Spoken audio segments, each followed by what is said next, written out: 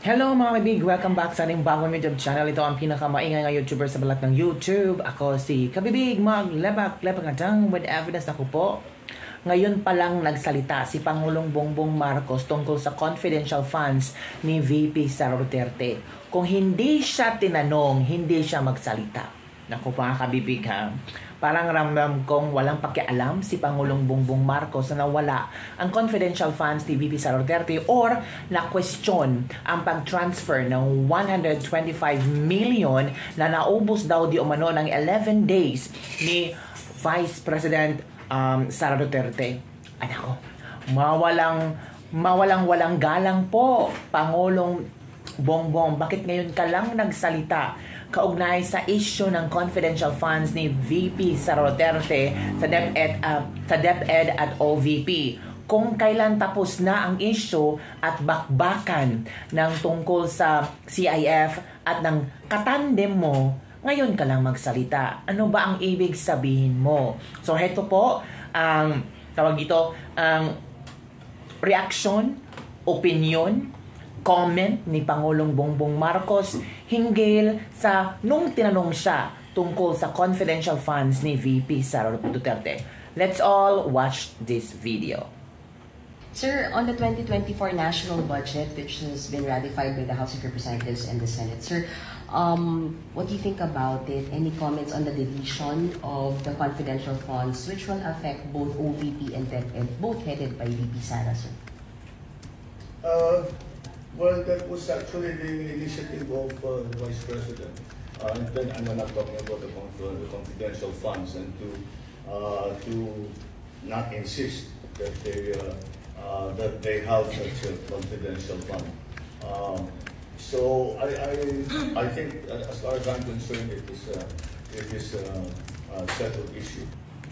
So yun po mga kabibig ang sagot ni Pangulong Bongbong Marcos. Sabi ng isang netizen, anong klaseng sagot yan?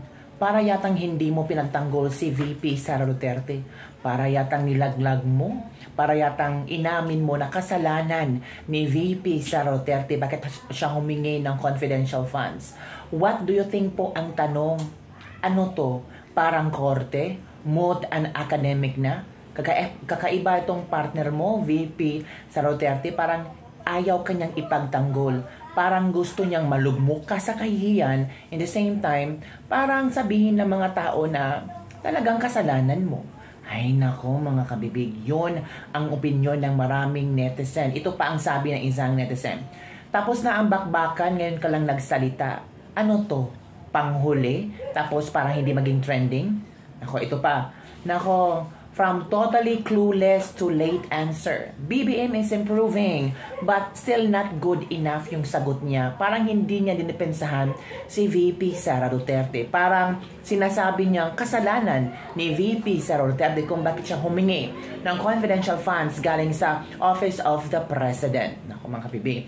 On the other hand mga kabibig, ito na pala ang sagot kung bakit palaging kasama ni Pangulong Bongbong Marcos si House Speaker Martin Romualdez. Nagbigay siya na kayang explanation. So, wag na natin siyang tanungin ha kung bakit palaging nandyan si House Speaker Martin Romualdez. Gusto niyo bang malaman kung bakit? Naku, ano kayo ba? Masya kayo ba? Ganun ba? Kasi nung mga nakaraang presidente, hindi naman sinasama ni Pangulong Duterte sa kanya mga travel abroad. Or kailan ba nag-travel abroad si Pangulong Duterte? Parang mailan-ilan lang, pero hindi niya sinasama yung House Speaker niya. Palagi natin nakikita na nandun niya si Senator Bongo, knowing na senador naman yon, 'di ba? So ito na mga kabibig ha, pakinggan natin ang sagot ni Pangulong Bongbong Marcos kung bakit palaging kasama niya si House Speaker Martin Romualdez. Let's all watch this video. I would like to stress and reiterate to our valued partners here today that we continue to listen to the issues that you bring up, all your concerns and suggestions on what needs to be done to continue supporting and ensuring the success of investment in the Philippines. As we have recently demonstrated, we take due note of the valuable feedback we received from you, and we worked closely with Congress to enact much needed legislation that we hope will answer your needs and concerns. And that is why the Speaker of the House of Representatives of the Philippines is here and accompanying us on what is essentially a business delegation. But because of the laws in the Philippines dictate that all revenue measures that are undertaken, or new laws that are revenue measures, must originate from the House of Representatives, and therefore we keep the Speaker close to hand to make sure that whatever is needed, he is able to initiate. Wala tayong magagawa dyan. So, yun po mga kabibig ang rason ni Pangulong Bongbong Marcos. Ito naman ang mga komento ng ating mga netizen, mga kabibig. Ito pa on the job training pala itong si Martin Romualdez. Baka sa 2028 ito na talaga ang pagkakataon niya maging presidente. May budget sa biyahe yan, kabibig. Kaya palaging kasama yan ni Pangulong Bongbong Marcos. Kasi bobo si Bongbong Marcos, kailangan niya na may magtuturo sa kanya. Alalahanin mo, nasa high school grad lang yan. Tangina naman to. Kailangan ba talagang isama si Martin Romualdez? Hindi ba kaya ni Pangulong Bongbong Marcos na makipag-socialize or makipag-business meeting sa mga malalaking tao? Ay nako mga bibig, yun nakinggan nyo naman kung ano ang sagot ni Pangulong Bongbong Marcos, diba? So, kailangan talaga niya ang House Speaker natin na si Martin Romualdez.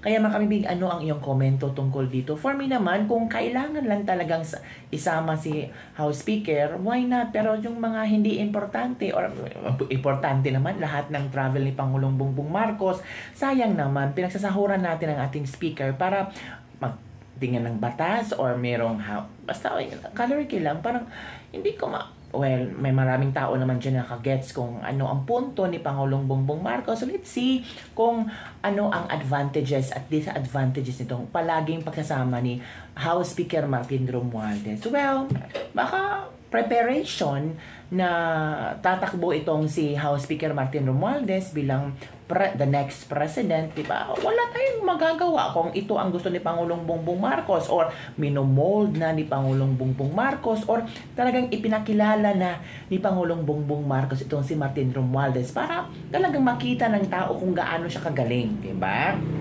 Ganong strategy. So, mga kabibig, don't forget to like, subscribe, and share this video. And happy holidays! Merry Christmas sa lahat ng mga OFW dyan. I know yung iba hindi nakauwi sa Pilipinas. I know yung alam kong miss nyo na ang Pilipinas. Pero nagsakripisyo kayo para sa inyong pamilya. So, okay lang yan. Keep stronger. Huwag mawala ng pag-asa because someday, makakauwi din kayo ng Pilipinas at maka-experience din ulit kayo ng kung ano ang sarap at ang simoy ng Pasko sa Pilipinas. Yun lang po mga kabibig ang ating latest libag-libag for today. Don't forget to like, subscribe, and share this video. Bye everyone! See you next time!